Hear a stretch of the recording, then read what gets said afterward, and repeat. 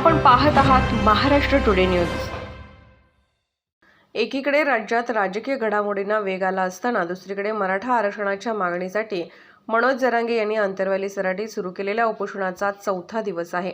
मात्र मागील 4 दिवसात त्यांनी अन्न पाणी घेण्यास नकार दिल्याने प्रकृती खालावत चालली आहे। अनेकांना विनंती करून देखील पाणी घेण्यास मनोज जरांगे यांनी नकार दिला आहे।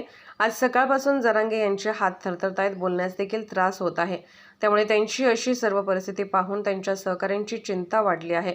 मनोज जरांगे यांच्या उपोषणाचा आजचा चौथा दिवस असून गावकरी, मित्र, सहकारी त्यांना वारंवार पाणी पिण्याचा आणि उपचार घेण्याचा आग्रह करत आहेत।